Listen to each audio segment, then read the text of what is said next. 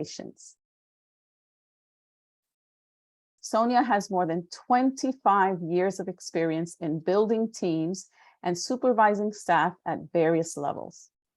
Through Toastmasters, she has learned how to provide feedback that helps individuals strengthen the skills they already have and build the competencies they need to succeed. She will share why effective evaluations are important in Toastmasters, how to prepare, and how to give effective evaluations. Sonya's speech will be from 10 to 15 minutes. So at 10 minutes, I will show you the green light, at 12 minutes, the yellow light, and at 15 minutes, the red light. Welcome, Sonya.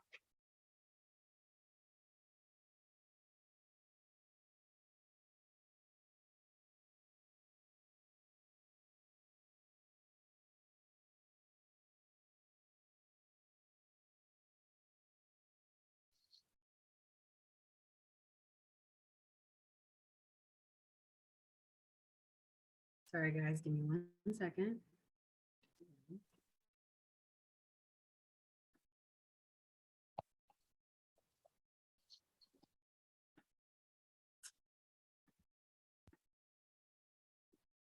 All right, I'm trying to share my screen and it's not cooperating.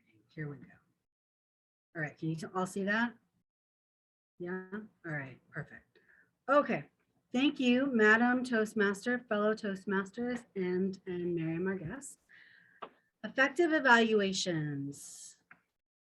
First, I'd like you to think back to an evaluation experience that you have. Now, it could have been Toastmasters, it could be where your supervisor gave you an evaluation, and think about what made that experience awful, or think about what made that experience amazing. And can I have one or two of you share if I can have one of you share what made the experience awful and another share what made the experience wonderful, and others can just put it into the chat if you can. And it's hard for me to see you, so please go ahead and unmute yourself. I can tell you about awful. Okay. So when I worked at Verizon, actually, at that little place, this woman who always, anyway, she was not very graceful at all. And so she wanted me to write her an entire speech for a convention, which was not my job anyway. But of course, I wanted to help her. So I wrote the speech, and then she came and she just told me how boring it was and how cliche it was. And she tore it apart. And I thought, okay, that's totally not feedback, because I feel like you gave me a job that I was trying to help you with and you just basically tore it apart. So I don't know how to think back to that experience. Like, I don't know what to learn from it. I just want to avoid people like that. That's all I learned from it. Okay. Anybody want to share an experience they had that was amazing?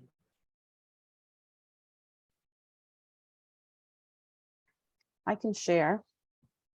There was one time I gave a speech where I was not prepared and I was really nervous and thought I did a terrible job. And the evaluator had just wonderful things to say about my speech. And I was really shocked, but happy at the same time. All right, thank you. So the theme, I think, of both of those is really how you felt afterwards, right? One deflated, didn't learn anything. Another felt really good and, probably lifted your spirits after that, right? So in the chat, you'll see a link to a handout that basically goes over everything that I'm going to go over today.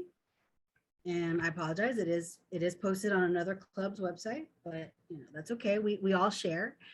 Today, we're going to go over why effective evaluations are important, how to prepare for an effective evaluation, and how to give an effective evaluation.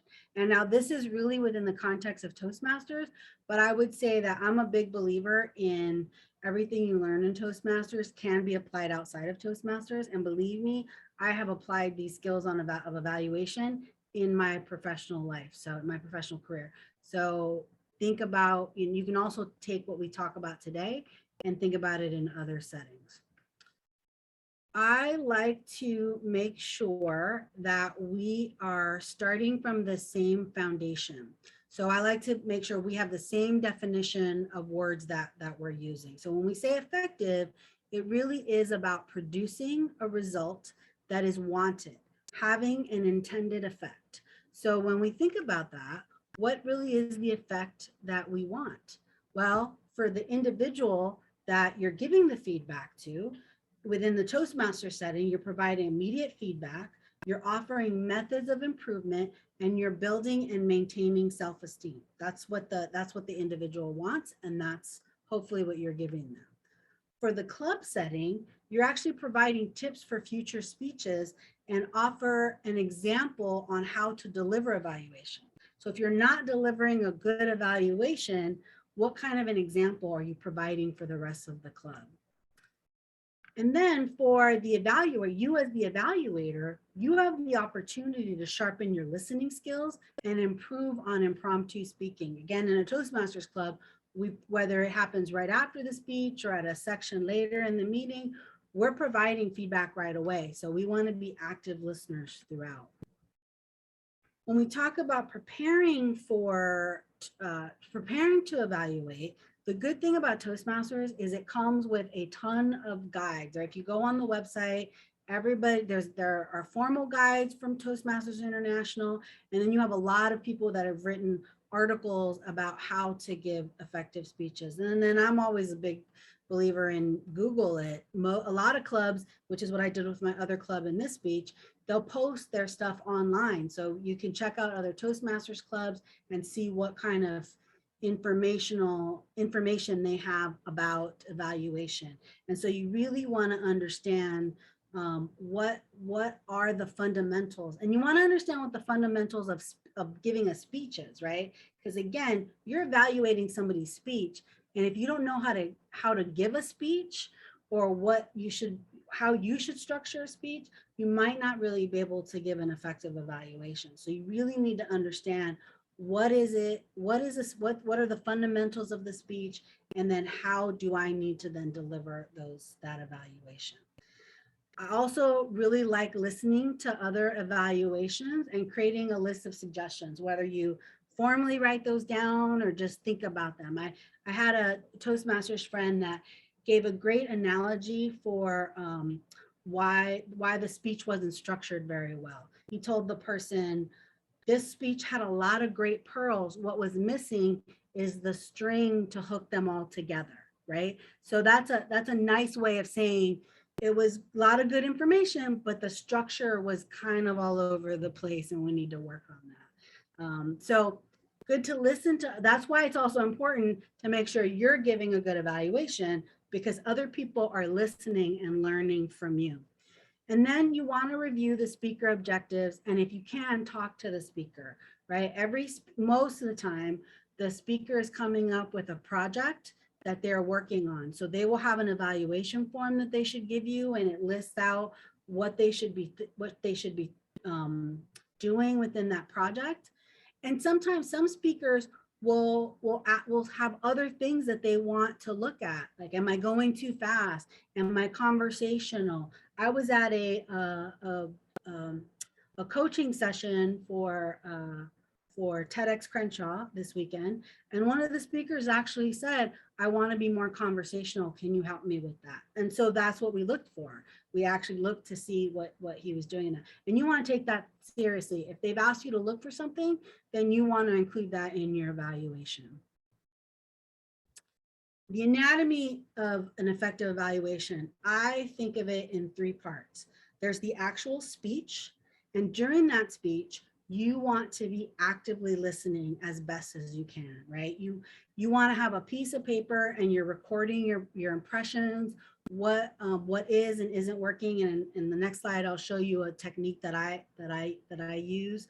You don't want to, even though you're eventually going to answer the questions on the evaluation form, you don't want to sit there trying to answer that while you're listening, because you want to be paying attention.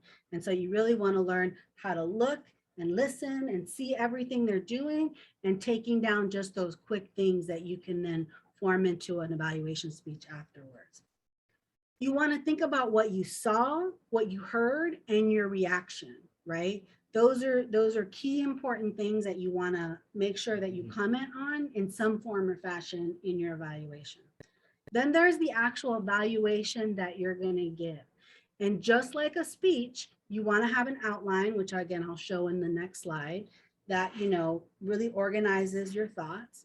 Remember to use I statements. At the end of the day, you are one of many people in that room who may have different opinions. And you'll see that sometimes in a round robin evaluation where you will say something and somebody will be like, well, I don't agree with that. I think actually this, right?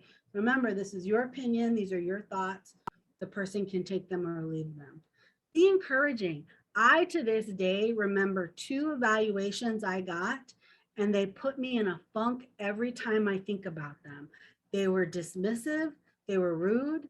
They came off trying to tell me that because I was a seasoned Toastmaster, that I should be at a certain level, so they're going to give me an evaluation at that level. Well, that's nice and great. I need a high level evaluation, but I'm still a human being and I have feelings, right? And so if you come at me funny and don't even say anything I did well, then I'm not going to really respond to that. And, unfortunately, think about it years later when I should probably just let it go. Provide meaningful recommendations. Nobody deserves a whitewash evaluation. Like, yeah, you did great. It was wonderful. Everybody can improve, even if it's not about the speech that they gave at that moment, but if they were to give it in another setting with a different audience, if there's always something you could provide to them, some nugget, some gift that you can give them that they can take with them afterwards. And remember to evaluate the delivery, not the content. It doesn't matter if you disagree with what they said. Now, you could comment on if they were in front of an audience that people didn't agree with them, how they might want to change up some of the content to help with the delivery. But at the end of the day, in the Toastmasters Club, it doesn't matter what you think about their content. You're there to provide feedback on how they deliver it. Then the third part is afterwards. You're going to complete their evaluation form and offer to sit with them if there's any feedback that they want you to clarify.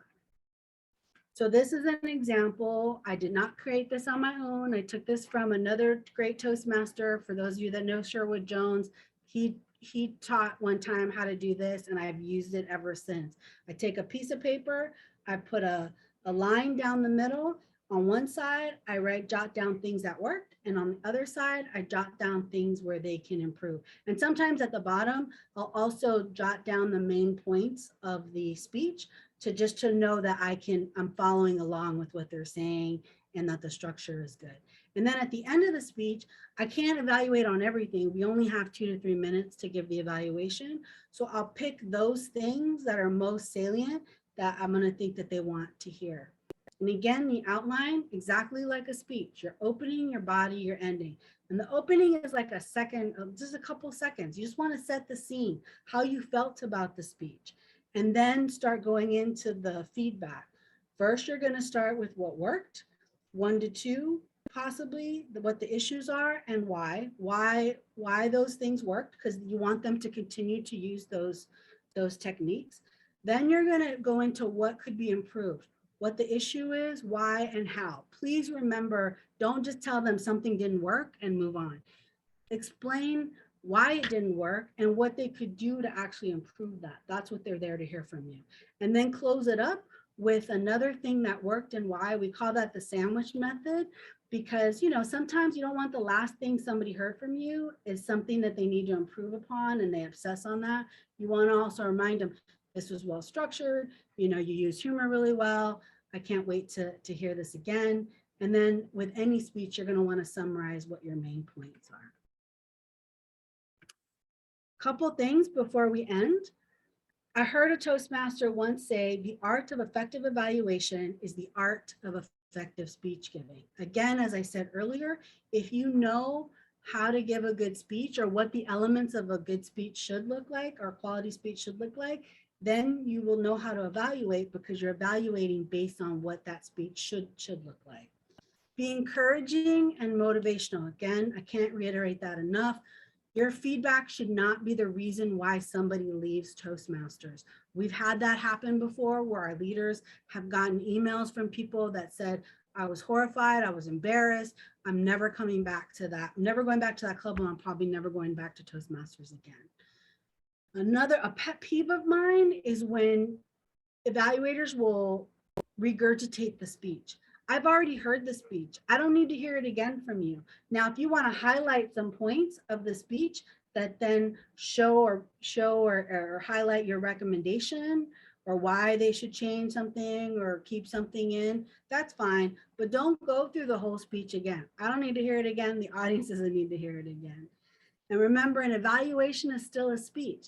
It needs to be organized. You also need to use vocal variety, body language, and all the other speech fundamentals. Like nobody wants to hear you read like this and tell somebody, oh, this was really good. No, get into it. Be excited about it. The audience will love it. The speaker will love it because they'll be hearing from you. And that is my speech. I don't know if I have time for questions, but I can entertain questions if you would like. If you have any. Yes, you have a few minutes. 30 seconds left of your speech time, but we can give you another 1 to 2 minutes if needed. Can you tell us how your statement that I love that you use, it's like, I want to give you a gift. Can you explain that? Yeah, so I honestly don't remember where I know I must have gotten that from somebody and I don't recall where. And interestingly enough, somebody used it in an evaluation contest. I was like, oh, that's mine. But the idea is that you're giving somebody a gift of a recommendation, right? Whether it's to improve their speech or to highlight for them a skill set that a competency that they already have. And so it kind of puts them at ease. I don't like to say, I'm going to criticize this. People have negative connotations about that. Sometimes people have negative connotations about, I'm going to give you feedback.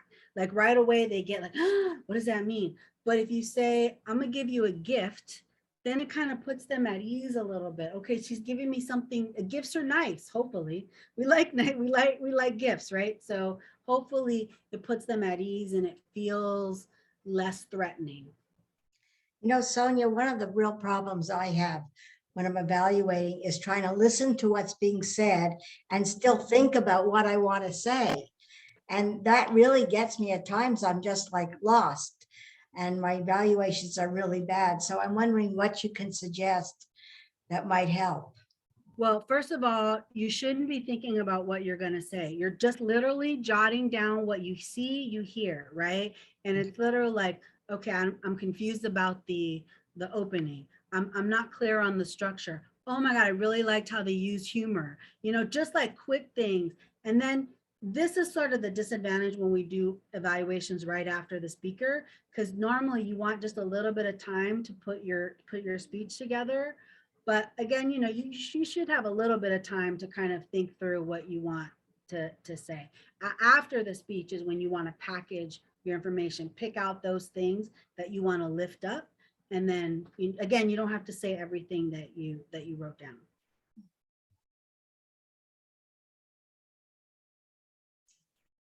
All right, well, I think that's it. Oh, I have one more question. Sorry. Is it bad to say like, I loved it or like, great job?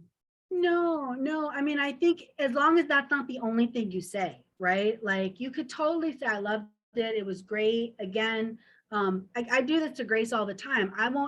Sometimes I don't have any like specific feedback for that moment, but then I'm thinking like, oh, what I'm going to offer you are some ideas if you're going to do this in a different setting, right? If you have a larger audience or if you have the opportunity to do this in person, right? Like I will give that feedback if I can't even think about feedback on like ways that it didn't work. But also I want to highlight for her what did work so she remembers to not give that up. Like that was a good way you presented that, or I like the structure and you should keep doing it like that. Thank you. All right. Well, thank you all. And if you ever have any questions, don't hesitate to ask. I love evaluations. Again, I've learned a lot about how to take this skill and transfer it into my own work life.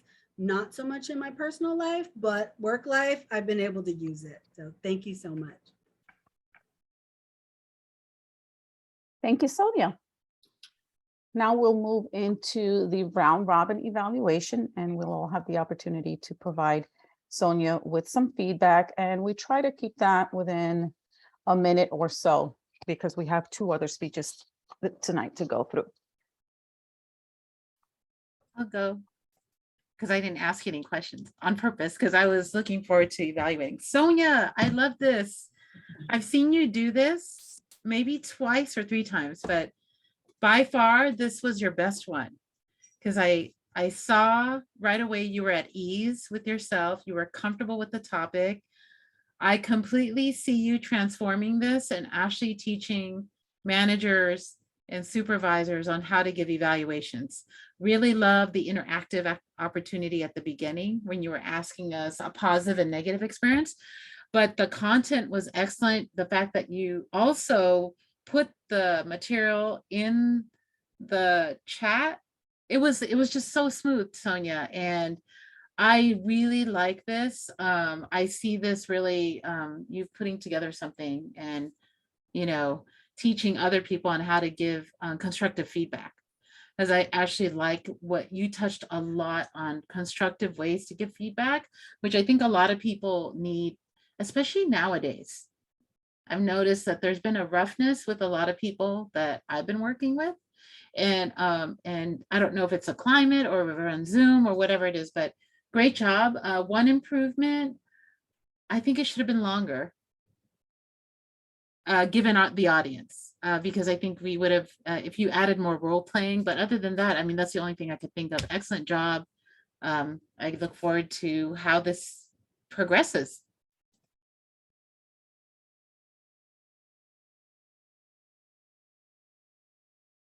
Who will go next?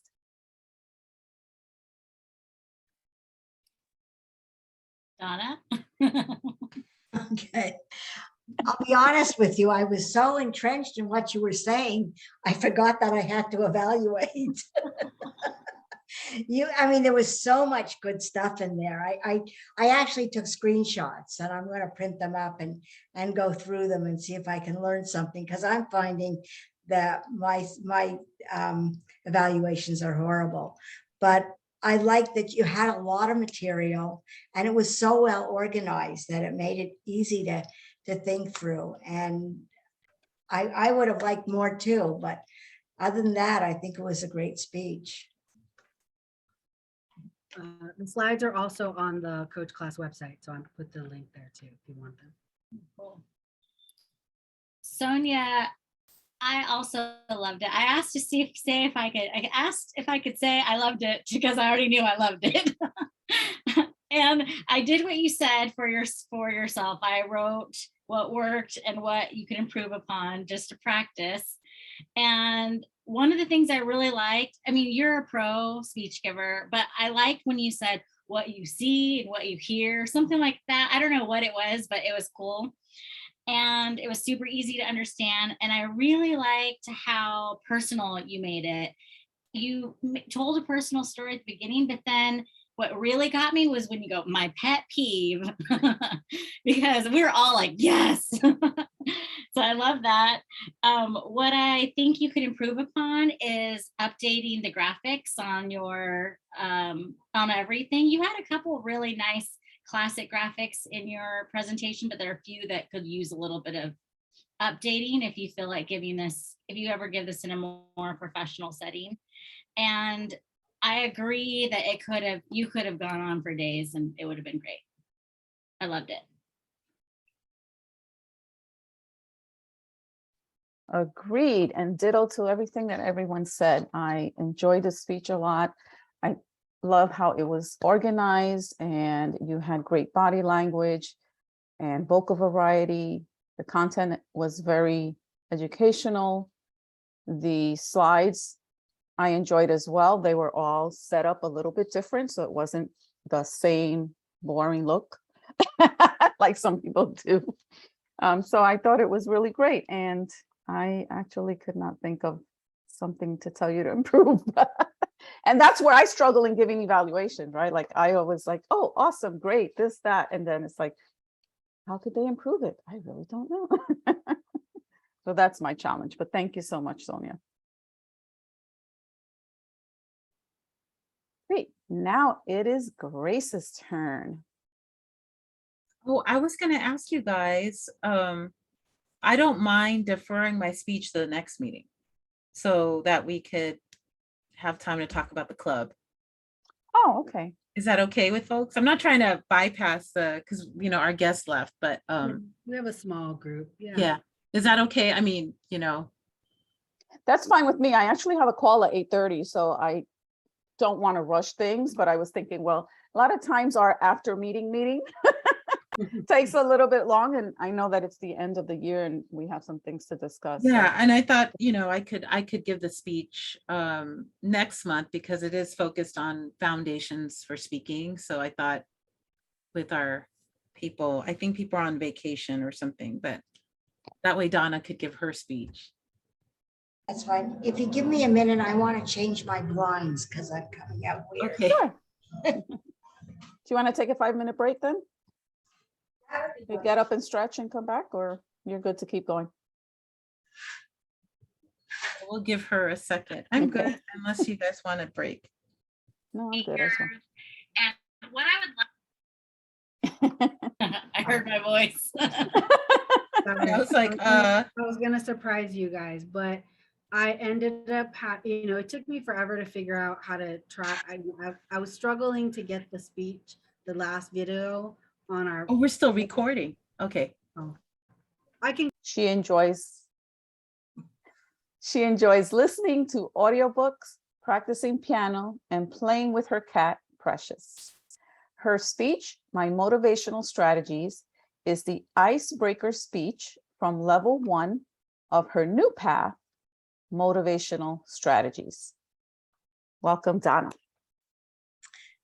Thank you, Madam Toastmaster and fellow Toastmasters. When I was thinking about this motivational strategies, I wasn't quite sure where I wanted to go with this. I have had times in my life where I've been very motivated and other times where I have been totally unmotivated to the point where my life becomes very dull. I think what I decided to do was to go back to my childhood. It's a long way back, but I'm going to go back there anyhow. I was very motivated as a child. I was motivated because I wanted to do well. So I got involved with everything. I ran track. I took judo. I actually knocked the wind out of a girl. I took it at camp, and when I came home and I asked my father, said, I want to continue because a teacher wanted me to continue. He said, no, it's not a sport for girls. So I was really upset. Not only that, I don't think he could afford to give me lessons, but I wish he had rather said that than telling me I couldn't take it as a girl. I played baseball. I loved art projects. I remember doing two specific projects. One was a huge poster board on the life of bees. And it was so good that the school put it up in the hallway. I was so excited. And the other one was a map of South America. And I got so involved in this map that I left out Ecuador. I totally forgot. It's just a small country and I totally forgot it. So as a child, I was very motivated and I really enjoyed it and I got a lot of kudos for it. And that was the motivation.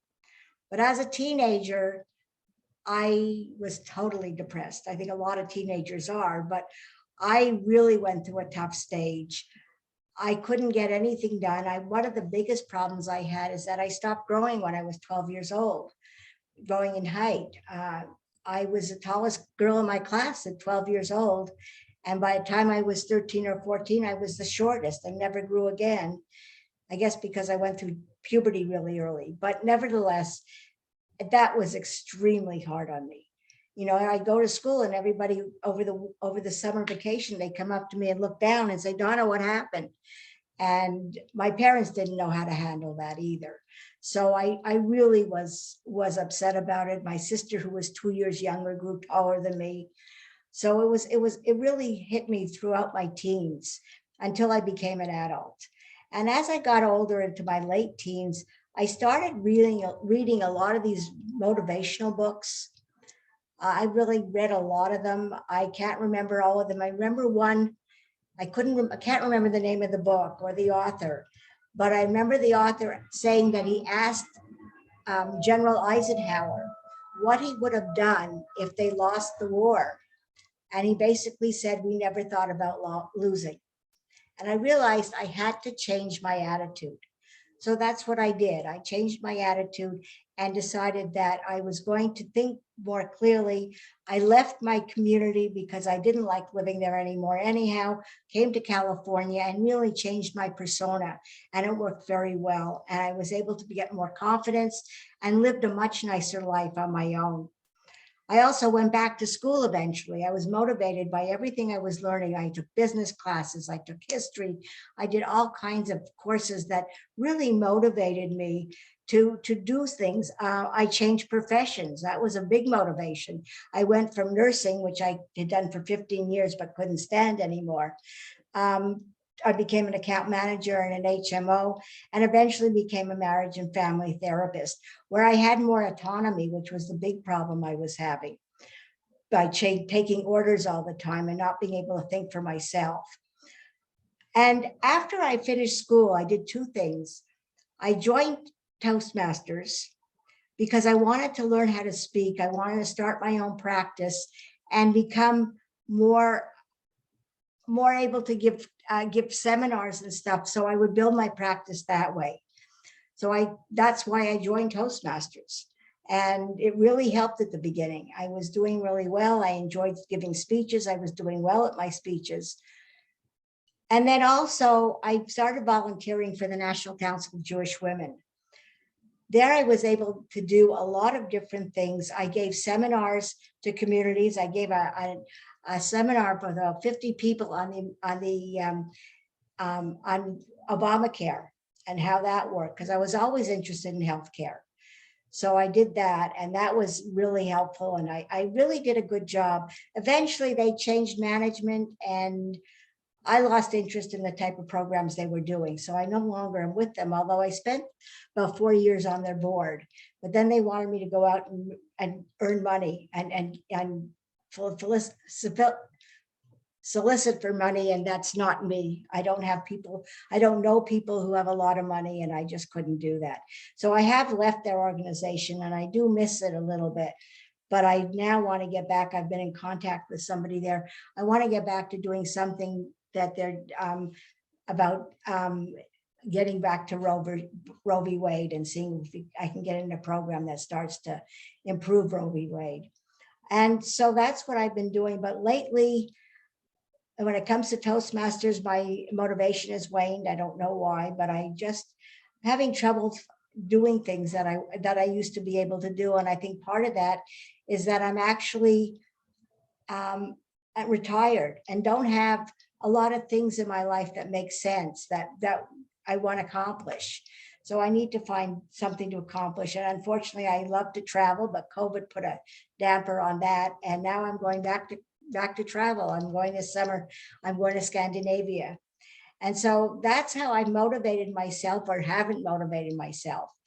And it's something I work at all the time. And I do well at sometimes and don't do well at other times. Madam Toastmaster.